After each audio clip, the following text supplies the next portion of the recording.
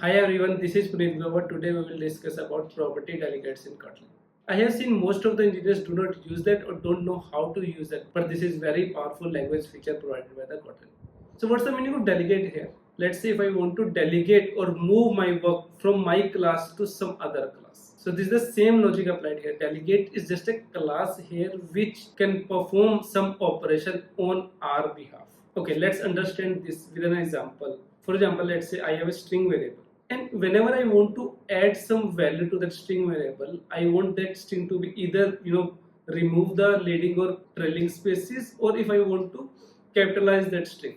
How can I do that? For that I have to use trim function or capitalize function right whenever I want to get or set that value. That means in getter or setter logic. But this is fine for a one string variable. Let's say tomorrow I have multiple string variables, for example 10 such string variables. Then how can I do that? In that case I have to add this operation of trim or capitalize in every getter or setter logic, and this is very tedious process, right? What if I delegate this work to something else, some other class, where I can reuse that in all variables I create in future?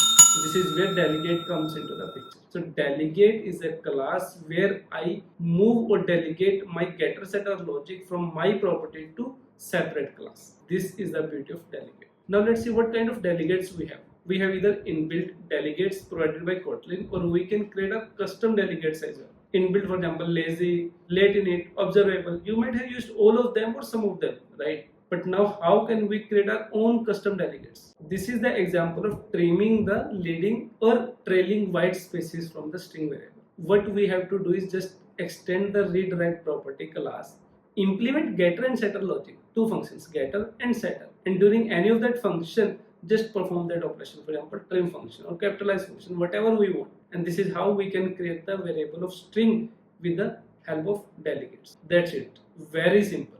Nothing mysterious, nothing big, but I don't know why few developers don't know how to use that. But it's a very powerful feature, and it makes our code more concise and more reusable. With that, I would say please share this video with all of your friends or colleagues so that they can also understand the property delegates in a better way. See you in the next video. Do subscribe if you like this video. Take care. Bye bye.